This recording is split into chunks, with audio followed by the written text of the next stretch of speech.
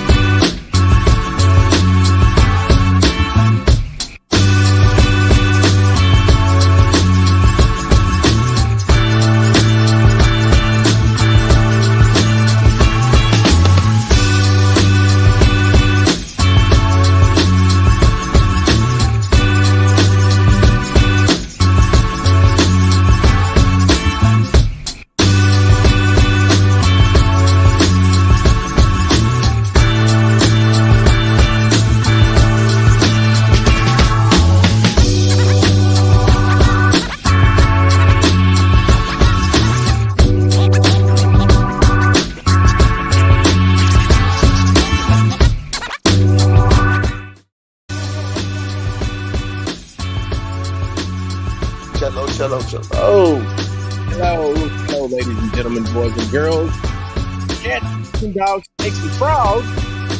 Welcome to another episode of Nightcap Knowledge, and I'm gonna zoom back out because they still don't have his damn studio set up. I'm shaming you. I am shaming you because you ain't got your damn studio set up. No, yes, Ciento, doggy. I do not have my studio set up tonight. There's no studio here tonight. Tonight. Man. We need a studio, man. We need that. We need that ASAP. Yeah.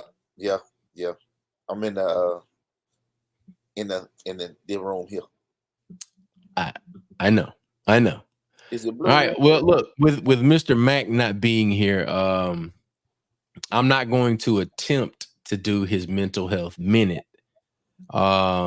Although that we do value mental health, we want you to be happy, healthy, and black as you want to be. Even if you might be a person that is not melanated and you are trying to identify as black, we've dealt with those people too. And that's not to say we're gonna deal with you in a negative way, but we just want you to have a space and a place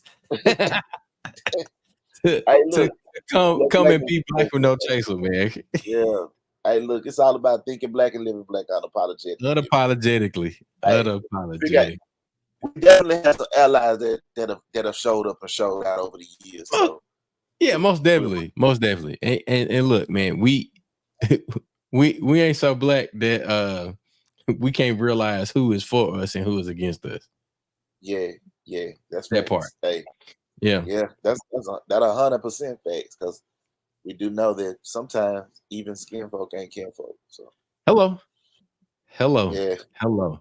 And I think that's a good mental health minute right there. We look at what we just did. Hey, look, man, we work it out, man. Hey, man, we work it out for you, brother. Yeah, we definitely gonna hold it down for Mr. Epps. I was about to call his whole name. You know how he feels about that. Well, look, we would like to thank everybody for tuning in. Let's see what comments we got. What's up, Trey? Checking in from Hattiesburg. Trey Trizzle, DJ Trizzle.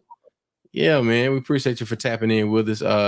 If you're out there and you would like to, get a shout out, please do let us know that you're there. There's Maisha checking in from the Magnolia. I'm about to say Macomb, Pike County area. There we go.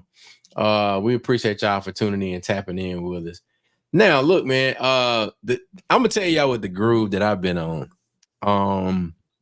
I've been reading a lot more. I am rereading The Fire Next Time. I am reading. I have no idea what Sabir is messaging me about. Hi, Sabir. It's Nightcap Knowledge. What's up, Sabir? He's individually messaging me. I don't know.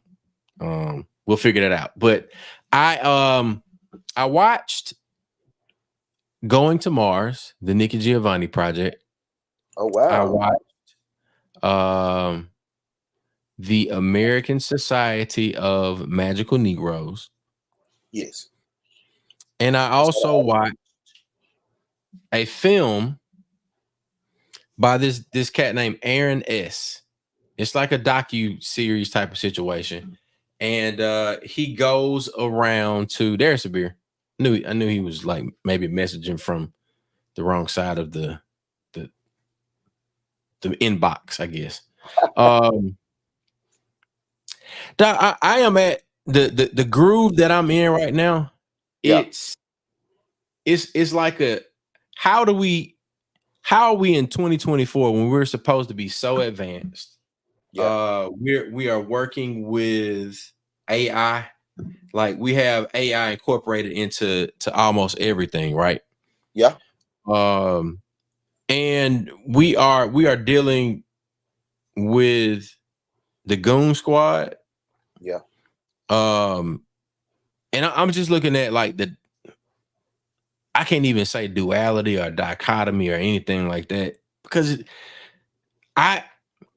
everything that I've looked at, everything that I've read has put me in this very reflective space of trying to figure out.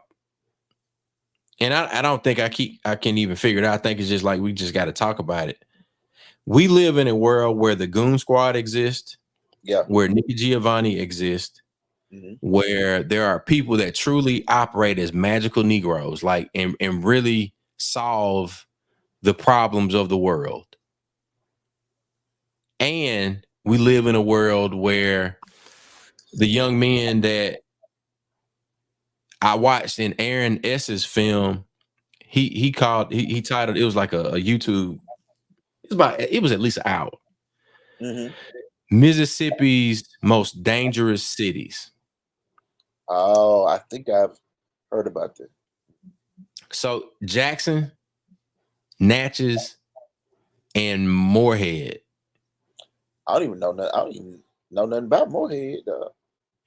Moorhead, like Moorhead State. Moorhead Swag. Yeah. Moorhead Swag. Exactly. So the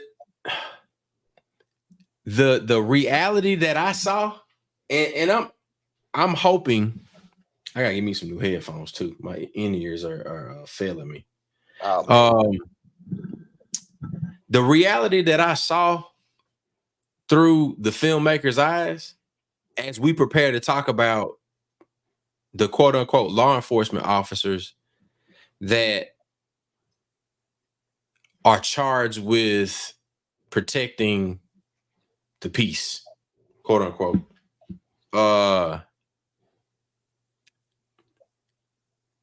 It is alarming for me to be able to see the Jackson that I know and love, and then to hear these young men talk about the Jackson that they represent, because they never said that they love their neighborhood. They never said that they love Jackson. They never said that they loved Mississippi. They were they had very well-informed opinions of Mississippi and their neighborhoods, but they knew that it was them against the police and whoever they perceived to be their ops. Yeah. I mean, and yeah, all of that exists. Like everybody that I just listed. Yeah. They all have their version of Mississippi that they believe to be true. What's going on, Keith? Yeah, I mean, you make a good point, Chuck. I think that the Mississippi in the ways that it exists now, yeah, are not different than the Mississippi in the way that it has always existed. In the sense that, obviously, as we highlight Rankin County tonight, we still have a Jim Crow Mississippi with Jim Crow laws. We look at our state legislature, and we still have a state legislature with a conservative supermajority that still pushes and attempts to push many Jim Crow type of policy in 2024. And so we will certainly speak to that. We also have those who have been conditioned by the environment that we experience. It's no shock. You know, we all are well aware that Mississippi as a state currently in 2024 struggles in fields in areas like education, where we're often in the bottom 2 or 3. We struggle with poverty, where we're often in that bottom 2 or 3. We struggle with healthcare, where we're often in that bottom 2 or 3. And so, just like in the 1960s, even when folks in many ways banded together to try to create things that would allow them to protect themselves from the environment or protect their neighborhood, if you will. I'm not saying that that all of the actions are justified. I'm just saying this is how we get here, and that this is no different today than it was at the time that someone decided, hey man, we're going to band together for this purpose, and we're going to found this organization, and this organization is going to be for this purpose, and maybe it deviated from that. And you also have things like organized crime these days. People are, as a direct response to things like poverty, trying to figure out how they're going to make things happen. And a lot of times they don't necessarily want to go the route, the traditional route, the legit route. So folks will try to find alternatives to that. What I'll say, Chuck, is that Mississippi often has just cultivated in a lot of ways the conditions that exist today, both through its policy and just in the cultural way that oppression is ingrained into Mississippi's culture and history. And so Mississippi is often the place that other systemic oppressors look to model its systemic oppression. So that's a thing that I think about, and that brings us really to Rankin County. Yeah, it does. And what we're talking about tonight, ladies and gentlemen, the Department of Justice has launched an investigation into Rankin County Sheriff's Department, based on they've been characterized as the Goon Squad and the Rankin Six, because I believe that 5 of the individuals who are prosecuted and sentenced to jail were Rankin County Sheriff's officers, and then there was one police officer from a municipality inside of Rankin County. And it's been in the news. A lot of media outlets, websites, blogs, news outlets are covering it. And also even the Rankin County Sheriff's Office. And I guess what I'll do, I see that they have something on their Facebook page. And I'll just read it.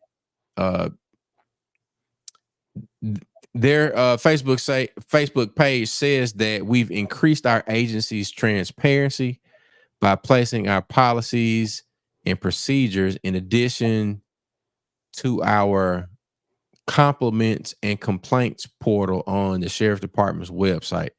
We will continue this transparency and will fully cooperate with all aspects of the investigation while also welcoming DOJ's input into our updated policies and practices. Now, bullshit.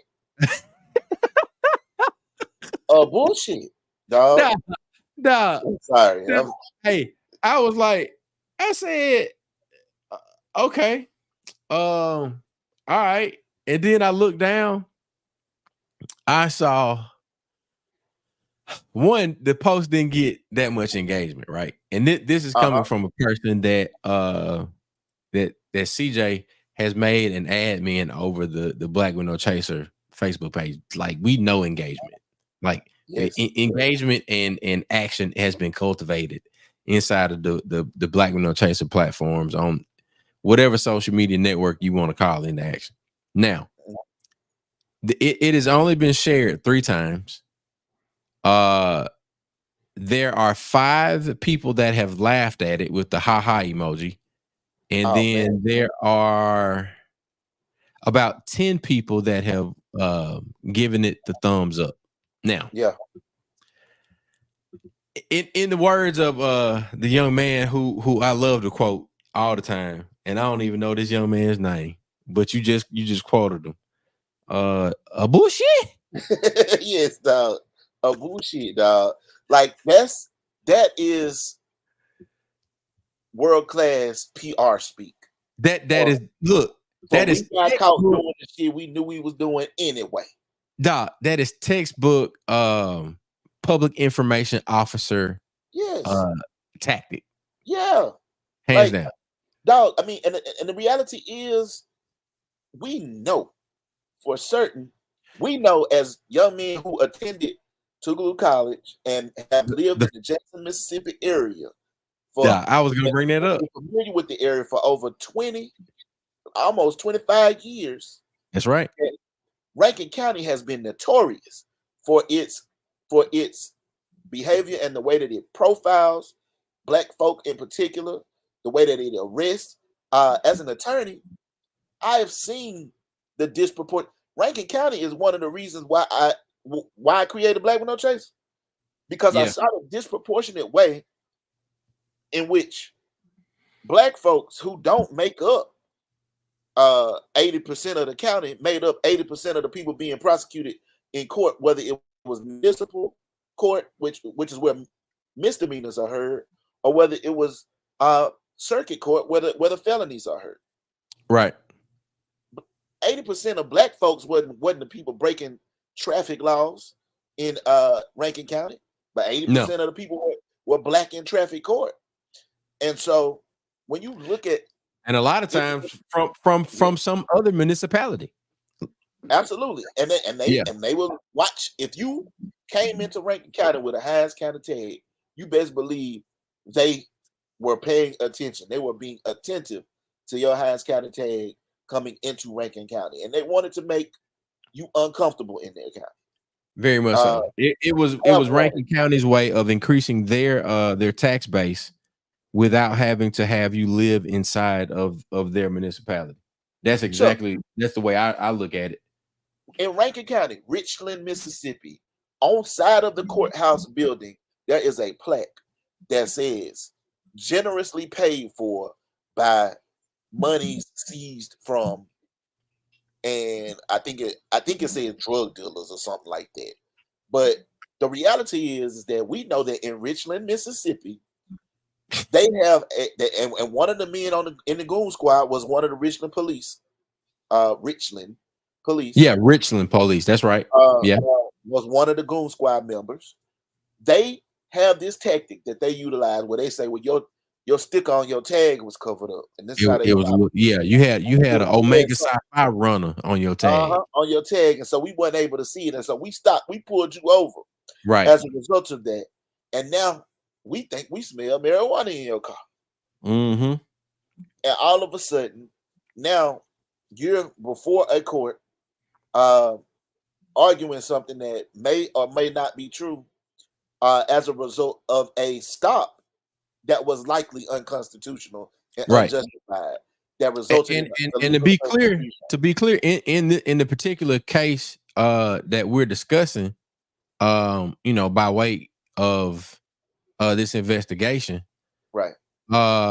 Michael Jenkins and Eddie Parker, it was decided in that particular case that the goon, quote unquote, goon squad did not have probable cause to enter their residence. Right. It was a no warrant search and investigation, fake investigation that they conducted.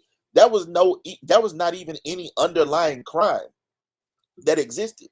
They were literally just mad because evidently these black men were living in an apartment with a non-black woman, with a white woman, I think. And so they shook these dudes down, but they went beyond shaking them down. They literally assaulted them, sexually, and then went so far as placing a gun in one of the gentlemen's mouths and pulling the trigger, at which time the gun went off, and then they planted a what we call a drop gun or a dummy gun, but it was a pellet gun on one of them to make it look like this was a incident that was created in conflict. All of these things were determined to be true, and all of these officers were subsequently convicted. But it speaks to the deeper. There's a reason that these men feel emboldened to behave in this manner. That is definitely the point I want to get to. And it ain't no way in the world that a sheriff of a county would be unaware that this is happening within their jurisdiction, under their watch, that they would have no clue that this rogue group of police existed. And the reality is that while they may qualify or identify themselves as the goon squad, it's highly likely, Chuck, that these men simply represent a greater or broader mindset that exists within Rankin County. I think when you say you investigate Rankin County, I don't think you can just limit it to Rankin County Sheriff's Department, even though that's where they started. I think you got to investigate Rankin County Sheriff Department, Rankin County DA's office, Rankin County judges. You got to investigate Pearl. You got to investigate Richland. You got to investigate Brandon. You got to investigate on city by city.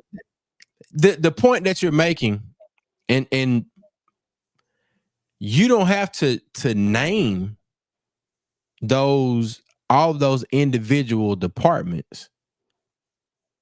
The quote unquote police brotherhood said we stick together. Yeah. The other part of it is this.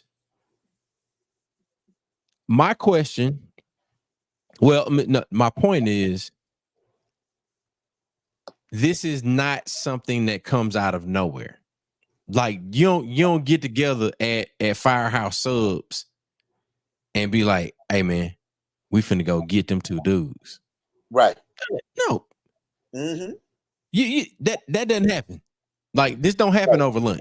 Like this is a developed behavior. Like this is a pattern. This is something like we don't just by happenstance stop in the middle of Highway 49 and be like, "Hey man, you want to go to the apartment complex and mess with some people?" Right. Now, that's the ongoing action.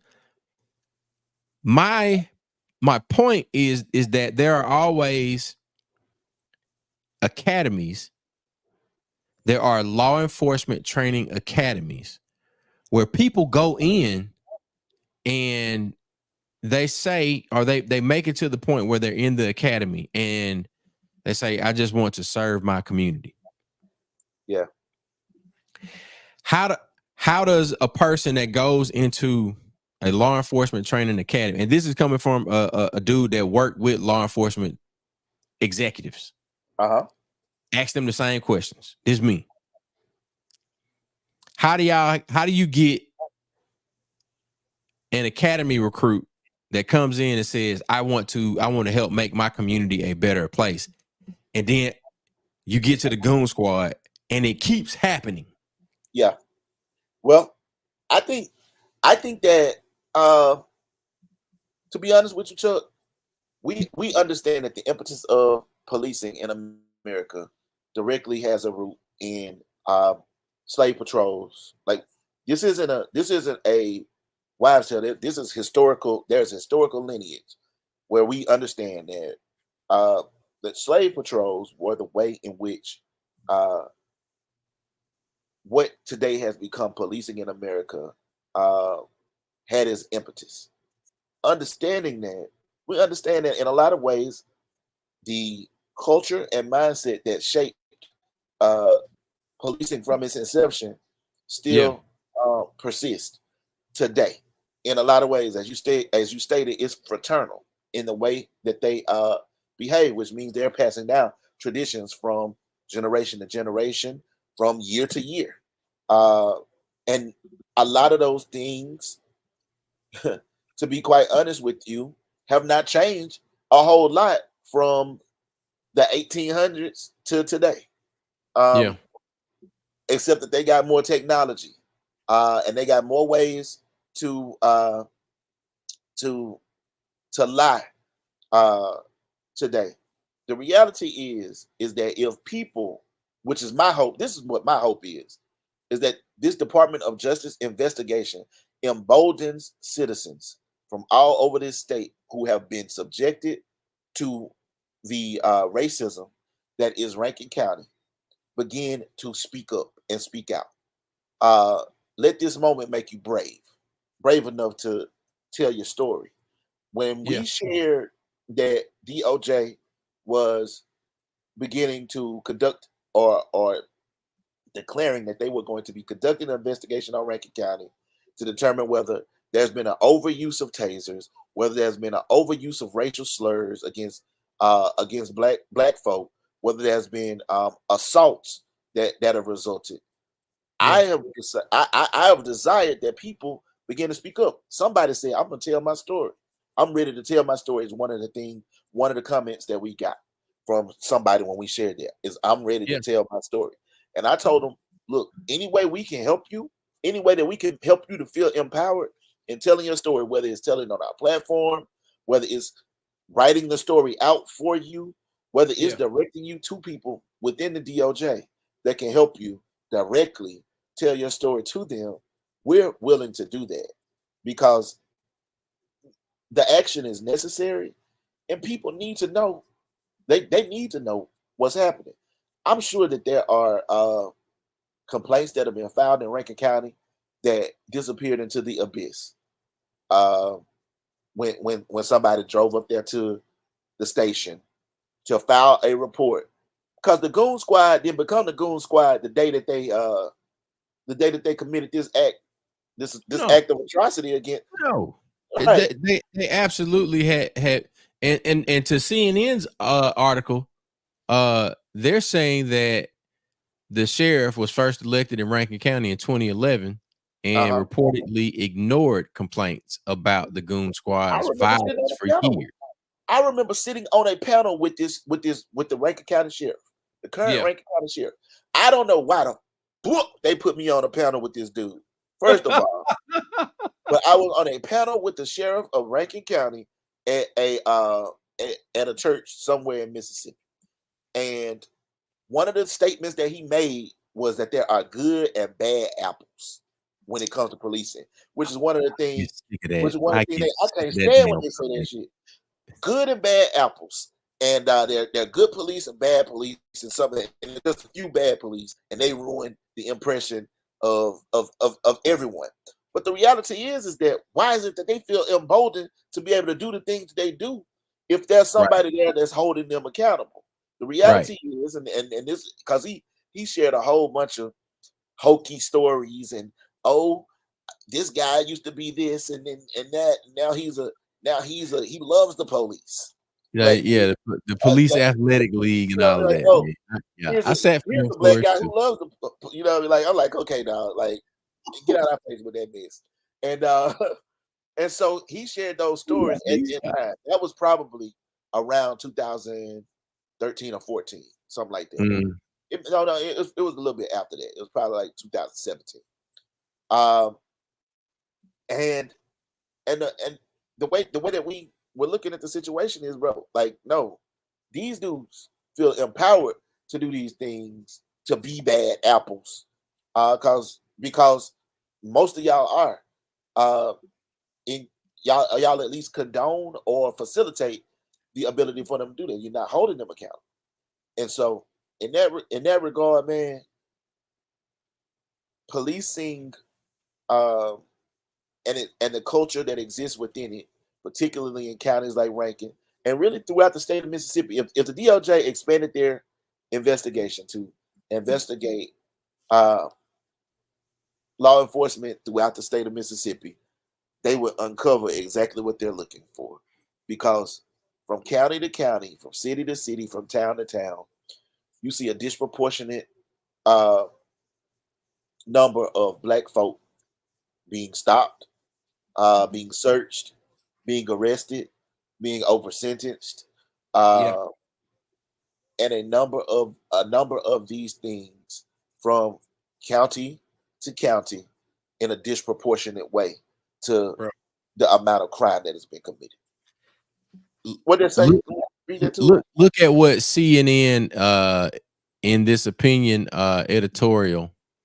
And just to be clear, so we giving credit to where the writer Grace Elizabeth Hale is the Commonwealth Professor of American Studies and History at the University of Virginia. All right, so now down here to and this is just research, right? Mm-hmm. The sheriff of Rankin County, Bailey. Bailey's own long career in law enforcement suggests one potential point of origin for the problems in Rankin County. In the early 1990s, he served as deputy under Sheriff Silas Goon Jones in Simpson County, Mississippi. Bailey has alluded to Jones as a mentor, yet Jones had a reputation for terrorizing black people. Now, here's watch this. After Jones died, that's old boy mentor. The U.S. Justice Department confirmed that he killed a black civil rights activist named Benjamin Brown in 1967 when he was working as a Mississippi state trooper. Wow. Credible allegations. What did it say? Right here. Credible allegations, including statements by alleged victims and the FBI, suggest Jones's misuse of his authority continued after he became sheriff. So think about that for a second. Think about that. This dude killed a civil rights activist in the 1960s and then became sheriff after that. And continued to terrorize people. And this is the culture under which another person who eventually became sheriff of another municipality, another county, and who this was your mentor, right? This is the person you celebrate, and now you're over a department and you are teaching again the same tactics as I stated during the slave patrols. You're teaching the same tactics, with more sophisticated technology at your fingertips, weaponry, the ability to y'all cutting off your body cams, y'all got drop guns, y'all got ways to lie and say that a dog hit on a car. Because that's one of the things that would happen in Pearl. They'll stop you and say, "Can I search a vehicle?" You say no. Okay, we're gonna get the dog squad. We're gonna get the K9 unit out here. You got the K9, yeah. And we're gonna have the K9 run around your car and say that the K9 hit on your car, even if the K9 didn't hit on your car. And now we're going to force a search on you. Right. To violate your constitutional right, to circumvent your constitutional right. And that's Pearl, but Pearl is in Rankin County. And so, you know, and a lot of times all these dudes, go ahead, you go ahead. No, what I was gonna double back to get you to talk more about the conversation that our I guess you say our bigs in terms of our entrance into Tougaloo. Right. When we got to Tougaloo, David Winters, T Ware, James Rankin, Suave, all them dudes that was like sophomores and juniors. And anybody, all of us were in one dormitory. Right. I remember vividly them saying, "Hey, don't go over there. Don't go over there in Rankin County." Bro, they used to talk about Rankin County like how Mufasa told Simba, "Don't go to the Badlands. Don't go to the Badlands. Don't go to the Badlands." That's how they used to talk about Rankin County, dog. And like, you don't know or understand until you get there that it's, you know, it is very much a different type of place. When you go into the courthouse as an attorney in Rankin County, there is an air of oppression that you feel when you walk in there. And the judges that used to be over there, Judge M. Finger was one of them. He was ruthless. He was ruthless as a judge. And so when I say that the DOJ, when they need to investigate it all, bro, because there was an abuse of authority at a number of levels in the way that quote unquote justice was carried out in Rankin County. And it was systemic. It is systemic. It goes from the executive branch and the law enforcement officers to the judicial branch. And in a lot of ways, it goes to the legislative branch and the mindset that is permeated through the culture of the policymakers who tend to try to favor Rankin County over Hinds County and try to have a Madison and Rankin County lording over Hinds County. So these are things that really happen. These are real dynamics that exist in our state, and they are things that my hope is that we don't sit back. And when I say we, I mean us collectively, us Black folk, don't sit back and allow this opportunity to go unturned. With the DOJ investigating these things, we should be making sure that if we have a story, that story is heard by them, that is heard by them, and force the issue in this case.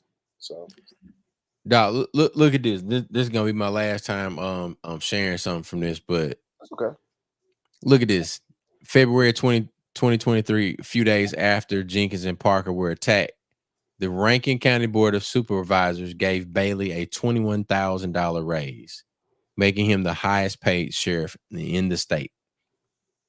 That November, he ran unopposed for a fourth term. About 30% of his voters, 30% of voters in this overwhelmingly white majority county still found a way not to vote for him by either leaving the race for sheriff blank or by filling in a write-in candidate. But nearly 30,000 people chose Bailey as sheriff. They voted for him. And so that speaks to the culture where, for those who don't know, a few years ago, I remember vividly there being Klan flyers going up in people's yards where they were recruiting people in Rankin County. And Rankin County is a stronghold. for the Klan. It is. It's a stronghold for them, and I would imagine that if you got them as a stronghold in your community, that you probably also have some on your force. There's that, the FBI did a investigation a few years ago that determined that there was a number of folks are practicing white supremacists who sat on many law enforcement bodies. If that's true in Florida, then it's true in Mississippi. Yeah. If it's true in Alabama, then it's true in Mississippi. It's true in Louisiana. It's true in Georgia and all throughout the Southeast. And so it would be ignorant of us to believe that some of these men who were practicing these things, who probably didn't name themselves the Goon Squad. They probably got it from Sheriff Goon, Silas Goon. Right. You know what I mean? Like, these my guys. Them was probably your hitters. You know what I mean? These the guys that you sent out there to do anything. And so to claim ignorance at this point as the highest ranking official, for that to somehow be a way. And before you were the highest ranking official, you were just another one of the guys. So there ain't no way in the world that you could go all that time and be unaware of what's happening in this department and somehow rise to the level of the lead in that department. That would be no way that could take place. Cooperate. Right. Because the fraternity of police wouldn't allow that to happen. Right. Wouldn't allow that to happen. And so in that regard, we call bullshit on Rankin County feeling that this, you're not sorry about anything other than the fact that you got caught doing a thing. If you could have gotten away with murder, you would have gotten away with murder in the instance where y'all shot the man in the face. But because he lived, and because he was able to survive it, and because his family acted when he lived, and because the story went national, you now are being held accountable in ways that others throughout this state are not being held accountable because, for whatever reason, the situation or the issue has disappeared where they are. But a lot of these officers go from Pearl, get in trouble in Pearl, go to Richmond.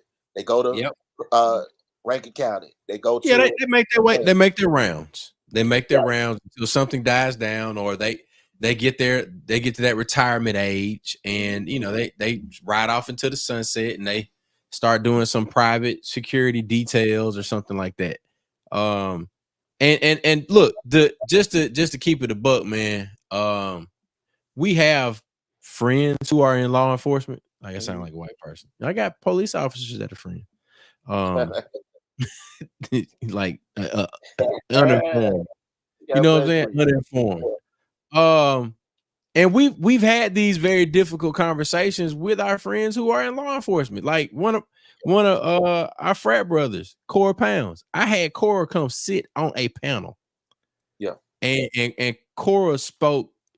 Cora talks the same way that we talk. Yeah. And he does it in a way where he is often, I would say, he is often the person that police officers hate because they know that he's going to do the right thing. Yeah. Yeah. I appreciate the officers that do the right thing. Some of them immediately come to mind when I was working with the Jackson Police Department, as far as when I was doing the setting up the citizens review board, right, for Jackson.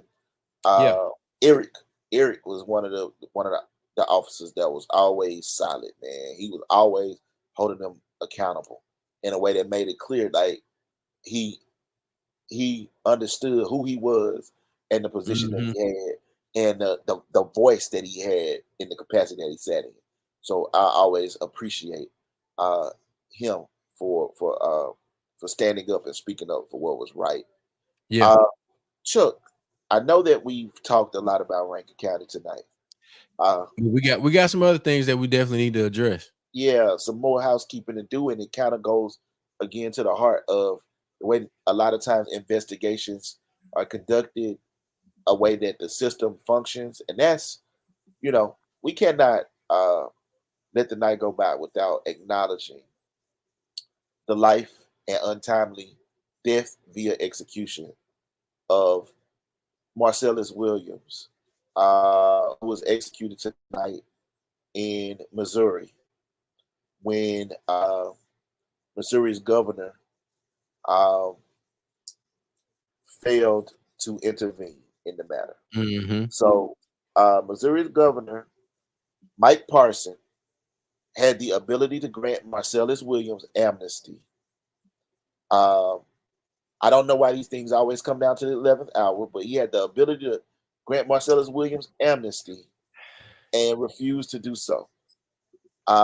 In spite of the prosecution saying, don't do it, the defense saying, don't do it, and the family of the victim saying, don't do it, because we don't believe that he is the person that did it based on what the evidence is reflecting.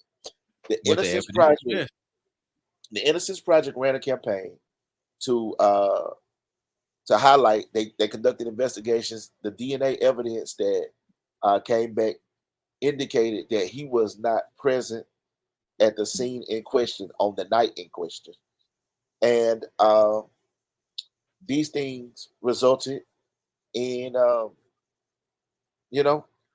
Marcellus's life being taken tonight. The final statement he made that he wrote down was all praise be to Allah in every situation, with 3 exclamation points. He's maintained his innocence for over 20 years, even until his final moments on this earth, physically. And it's a very, very hard pill to swallow, that we go from talking about the injustice from the policing standpoint, which is the executive branch, and having to have the DOJ investigate that, to the way our justice system disproportionately, according to the Innocence Project, arrests, convicts innocent Black people to the tune of, most of the cases that have been overturned, I think about 75 to 80% of the cases that are overturned involve Black people. And so yeah, man, I just wanted to make sure that we acknowledge that tonight. No, definitely. And I wanted to give a shout out to our sister Angela Dennis for the blog and the article that she's written. If you're looking to take a read through this is on the blackmannochaser.com blog section. And Angela she's been going crazy on the articles, but this was definitely one of those ones that it makes you think, like, the Innocence Project and the other nonprofit organizations that work around expungement and that work, around overturning, wrongful convictions. And the other book I've been reading a lot is the Bible. Yeah. And it's a difficult thing to do while reading, like, you read the Bible and The Fire Next Time and listening to Nikki Giovanni and James Baldwin. Like, it's a lot to process. It's a lot to process, but I think it's very valuable for the next iteration, like these next 40 years, like we talk about. But if we took one thing from the Bible and just said, like, man, we're gonna be nice to people, like, just be kind. I mean, just be kind. Think about it. Technically, even Jesus was wrongfully convicted and executed. I'm just being like, this is the way. This is the way that things have happened, and I'm by no means am I comparing anyone. But what I'm saying is that this fervor and desire for the punitive way that that justice or injustice is administered is something that, bro, has it's permeated times beyond even ours. But you would think that as we become more sophisticated, that we would do things differently than we did at the time when people were stoning people. But Rankin County again, and places like that, and places throughout the country. I mean, whether it's Rankin County or big cities, I mean, the mentality is often still what it is as it relates to us. I don't know why it is that nobody can feel compassion to the extent that only one person had to say, "I'm going to stop this from happening." And one person with the power to do that, they don't stop it. Even with the people saying to him, "It's okay for you to stop this." If the victim's family is telling you to stop it, why are you still going through with it? Who beyond the victim's family is deserves retribution? I don't personally subscribe to or support the death penalty. I don't. But and that's what I was thinking when we started, messaging about the case. It was like, all right, you don't want to release him. You want to make sure that he's punished for the quote unquote crime that he committed. Just leave him on death row, so that there can then be a further investigation into the matter.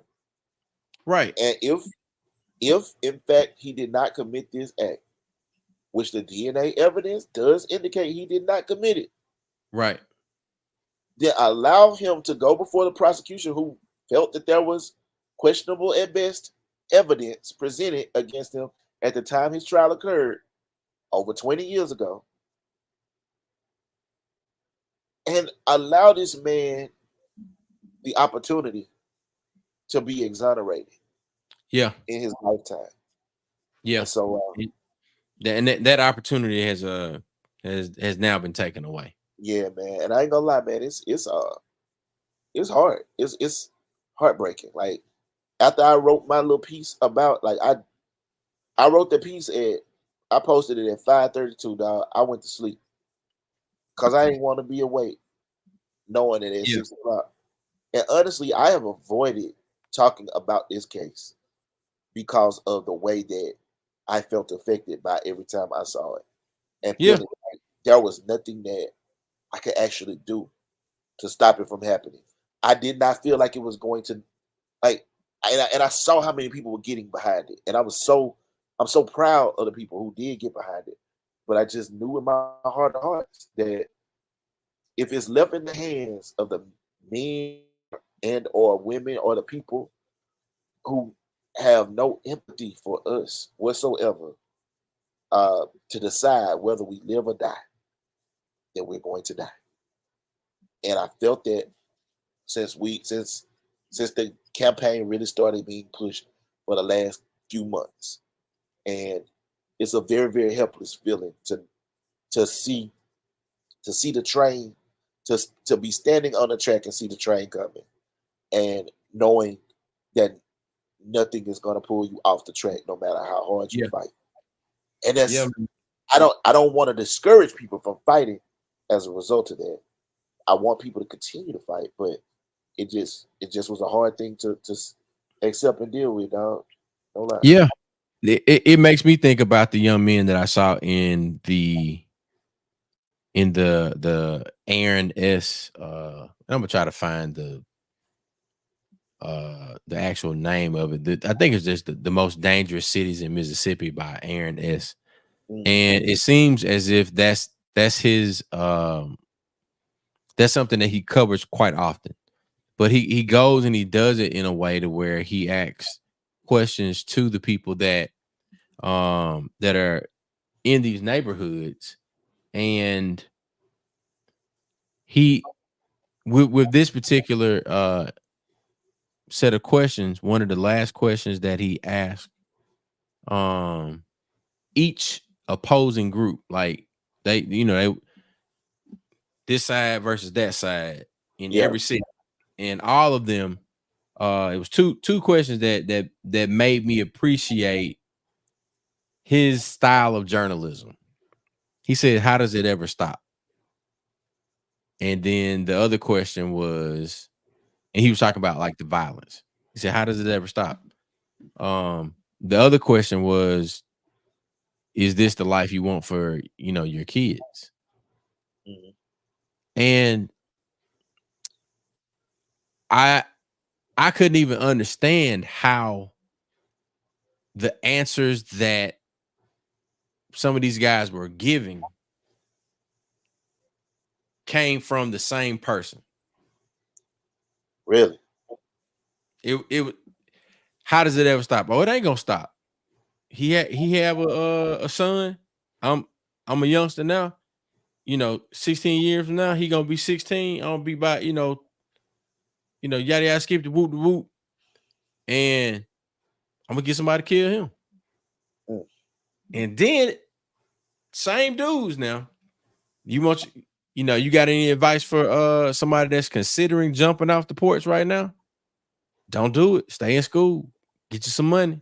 Stay in school. I'm like, so even though you know the solution, you're not seeking you're a not solution. willing to, you're not willing to engage in activities that get you closer to realizing the solution for yourself. Yeah, like I know that for sure, man. I am not a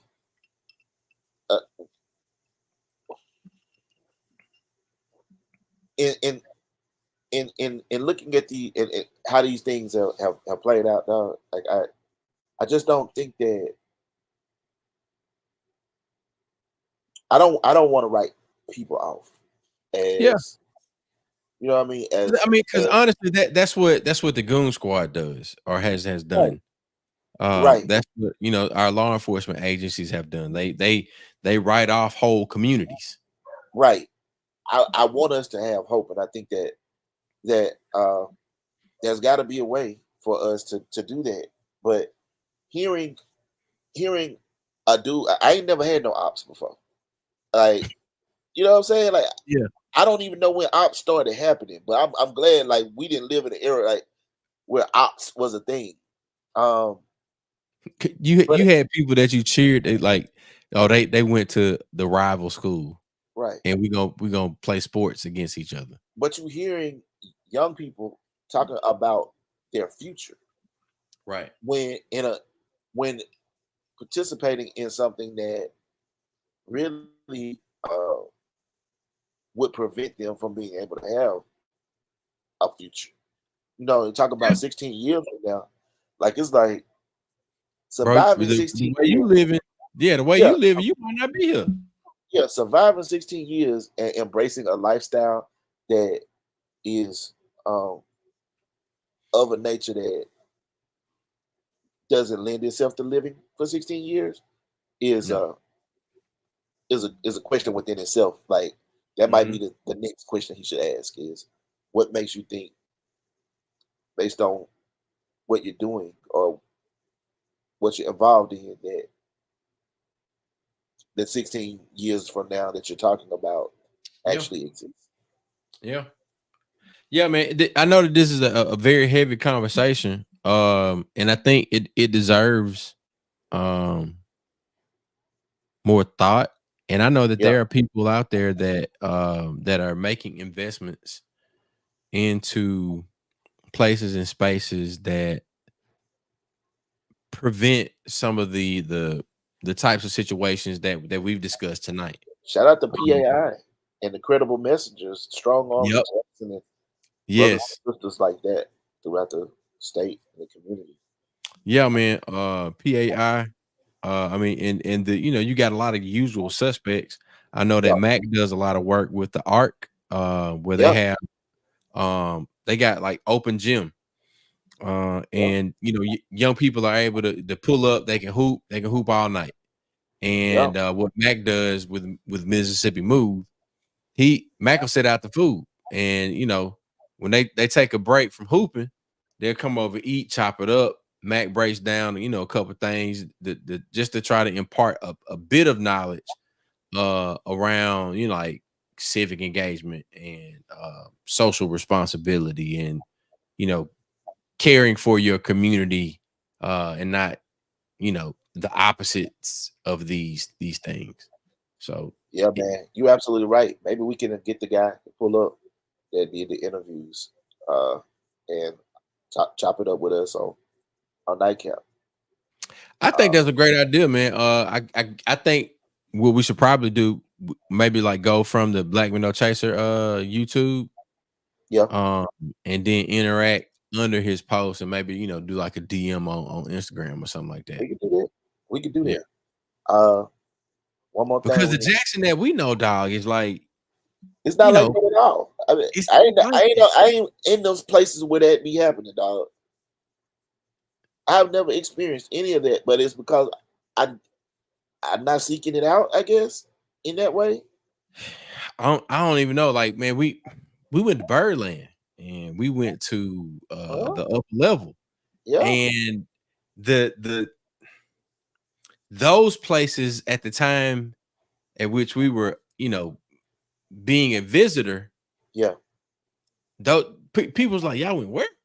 Yeah, that was the place. Like those were the places where, you know what I'm saying? Like y'all did what?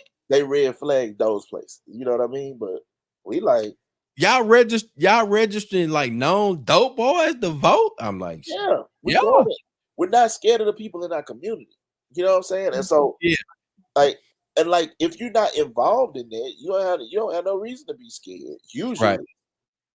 Like usually you don't have any reason to be concerned. I mean, like obviously, there are situations where maybe like people get jacked and stuff like that, but I ain't in no places where, you know what I'm saying? Like I'm usually to myself, dog, or I hang out with the people I hang out with. I interact and engage, and when it comes to like serving the community, that's when we go out into the community and try to bring people to where we are. You know, they say meet the people where you are, where they are. That doesn't mean that you got to lead them where they are. You know what I'm saying? You can meet them where they are and say, "Hey, come with me. I'm gonna show you something different." Right. Come on, come on your head before you go to bed. You know what I mean? Just because you meet people where they are, don't mean you have to lead them where they are. Yeah. So. Yeah, man. And I think that's a great closing point. For those of us that are having this discussion, whether it be internal to your family or if it's more of a situation where you're having it amongst your neighbors and community members or organization affiliates. It's something that we have to spend some time thinking about, and we have to spend some time not only thinking about it, but like truly like trying to strategize and develop funding funding strategy. You hit it on the mark, Chuck. Because I'm gonna ask you this. Yeah. Why is it that folks who organize in crime have the ability to organize a lot of these young men and women? Bro, how you got everybody on the corner at the same time and you know that they there? You organizing it. You know what I'm saying? Like if that's the case, we need to be understanding them strategies and how can we apply them to organizing in a way that is for the upward mobility of the community and the collective community. Like, that is a feat in itself. Yeah, it is. It is. And like I don't think it's one we should be turning our nose up at. I think it's one. It's just like it's. I hate to say it like this, but it's just like when the NCAA finally realized, let's just go ahead and do the NIL deals, because these schools been paying these folks under the table anyway. These boys need to get paid. These athletes, men and women, need to get taken care of and compensated for this billion-dollar industries. We're going to go ahead and organize it now. We're going to structure it. How then can we look at what's being done, even if it's done from a perspective that maybe we disagree with, and organize and do it in a manner in which is still appealing to young people, but bring them into this side of the fold before, because they're gonna get organized by somebody, right? One way, you're gonna get organized by somebody. Provide them with another type of understanding of how they can move through life and be a part of their community. Yeah. So. Yeah. Well, it sounds like we're really trying to get these young people and our communities to where the money reside, man. That's what we're trying to get to the money. That's all everybody's trying to get to. I hope that y'all enjoyed the conversation tonight. This has been Nightcap Knowledge. We're here every Tuesday at 9 p.m. Appreciate CJ for pulling up. Next week, I think we're going to have a guest from one of our strategic partners. As a matter of fact, when we close it out tonight, I'll drop a video so that you guys can learn a bit more about what we did in DC. Ladies and gentlemen, this is Nightcap Knowledge. We'll see y'all next week. Peace, y'all. Thank y'all for tuning in.